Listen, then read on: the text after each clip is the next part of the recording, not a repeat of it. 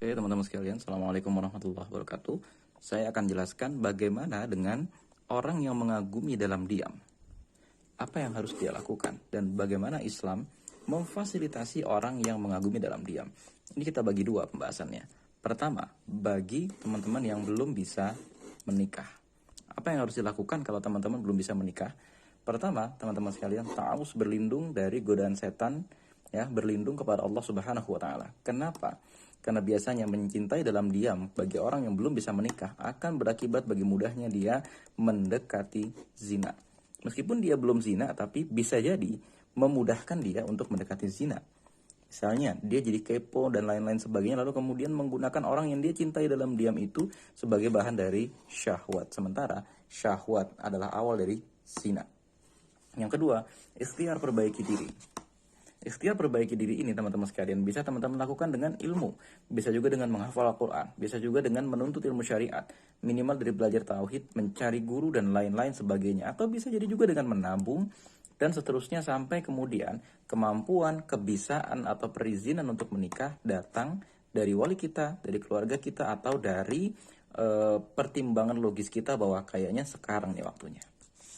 Nah, teman-teman sekalian, yang ketiga yang harus kita lakukan adalah doa, ya, untuk ilmu dan doa agar kita terjaga dari fitnah. Doa ini ada banyak sekali jenisnya, ya, misalnya Rabbi zidni ilman dan seterusnya gitu ya, agar teman-teman sekalian ketika menuntut ilmu dikaruniai ketenangan, kemudahan, fasilitas, biaya dan lain sebagainya, dan doa agar terjaga dari fitnah. Minimal teman-teman terjaga dari fitnah zina dan terjaga dari fitnah cinta. Nah, kembali kepada mengagumi dalam diam. Apa solusinya? Kalau teman-teman sekalian sudah bisa menikah. Kalau teman-teman sekalian sudah bisa menikah, bagi laki-laki ada solusinya. Pertama, teman-teman sekalian, sebelum teman-teman melangkah lebih lanjut, harus minta restu kepada orang tua.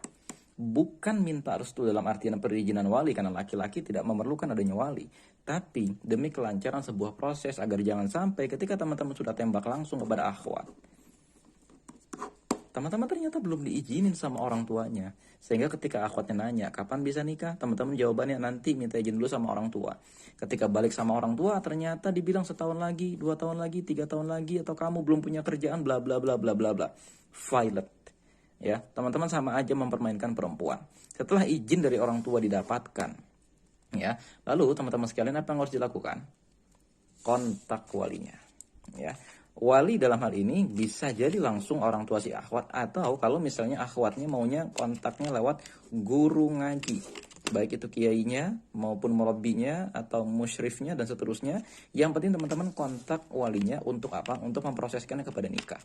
Apakah teman-teman kontaknya ini lewat perwakilan murabinya atau perwakilan kiai kita?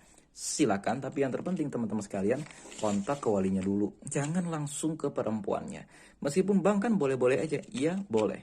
Akan tetapi teman-teman sekalian, dalam rangka saduz zara'i atau menutup pintu maksiat. Lalu setelah itu teman-teman istikharah, karena kita sudah menentukan pilihan. Istikharah dilakukan setelah kita menentukan pilihan. Ya Allah, saya pilih dia sebagai calon istri saya, maka sekarang istikharah, ya, tunjukkan jalannya. Kalau memang itu bukan jodoh saya atau buruk, maka dijauhkan. Kalau memang itu adalah jodoh saya, dekatkan, mudahkan dan lancarkan. Oke, teman-teman sekalian. Lalu bagaimana kalau kita sekarang adalah perempuan? Kalau teman-teman perempuan, ada 2 hal yang harus diperhatikan. Pertama, jangan pernah bicara langsung. Kan ada bang itu kisah Rasulullah Shallallahu Alaihi Wasallam ditembak langsung oleh seorang perempuan. Ada, ya. Dan cerita ini menjadi sebenarnya ini sambungan ceritanya menjadi dalil bolehnya menggunakan mahar, hafalan atau pengajaran Al-Quran bagi seseorang yang memang tidak mempunyai biaya. Dalam mazhab Syafi'i, hal ini tidak disukai karena sebetulnya ini kisahnya ketika pemuda ini tidak punya apa-apa. Tapi teman-teman sekalian, ini yang ditembak Rasulullah, terjaga dari fitnah insya Allah. Ya. Kalau laki-laki zaman sekarang enggak, habis ditembak mau enggak nikah sama aku, laki-lakinya pasti akan nanya, kenapa kok aku? Apa yang menarik dari aku dan seterusnya. Yaudah, gimana kalau kita jalan dulu dan lain-lain sebagainya. Yang kedua, ini ada interaksi berlebihan, ini enggak bagus. Ya, ini enggak bagus. Bang, nanti kan takut hilang apa dan lain sebagainya. Ada caranya, tenang aja. Caranya bagaimana? Kesini. Kita pakai perantara. Ya, perantara yang dimaksud itu bagaimana teman-teman sekalian? Kalau bisa, ini perantara ini kita sampaikan kepada dia, tolong saya tertarik dengan ikhwan si A, si B, atau si C. jelaskan kita sudah diizinkan belum oleh orang tua kita, dan selalu izin wali harus sudah ada. Kalau belum ada, jangan sekali-kali ngomong sama perantara. Perantaranya syaratnya apa? Kalau bisa dia sudah nikah. Kenapa? Dia paham harus bicara apa, jangan bicara apa, dan mengenalkan si perempuan ini sebagai apa. Yang kedua, dia harus pakai isyarat. Jangan sebut nama langsung. Assalamualaikum akhi. Ada seorang perempuan yang sifatnya begini, antum mau nggak? Atau, akhi, antum sudah siap menikah atau belum? Sudah punya calon atau belum? Belum. Oke, saya punya orang nih yang mau dicalonkan ke antum. Atau saya punya orang nih yang kayaknya kamu cocok. Ciri-cirinya begini, dan sedangkan kamu kan butuhnya yang begini. Kamu mau atau enggak? Jangan pernah sebut nama langsung, atau jangan pernah sebut ciri-ciri spesifik.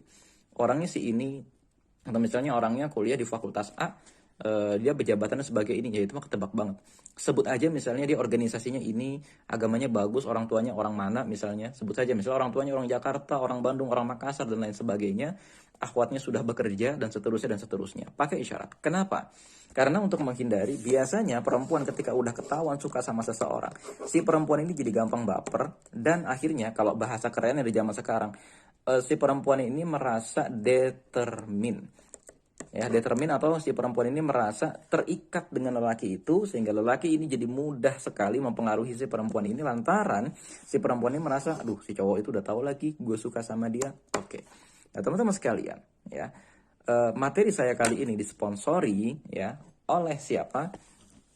Bukan emang masalah kalau jomblo, tapi oleh susu kurma as-sunnah. Jadi teman-teman sekalian, ada teman saya yang nitip. Nah, ini susu kurma gitu ya. Mari kita coba sama-sama. Ini saya coba pertama-tama yang rasa original kalau nggak salah. Bukan itu yang original. Ternyata ini yang rasa almond. Susu kurma rasa almond. Gimana rasanya? Oke, teman-teman sekalian, mari kita coba bagaimana rasanya.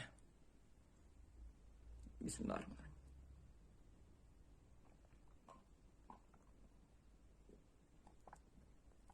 Wah, alhamdulillah.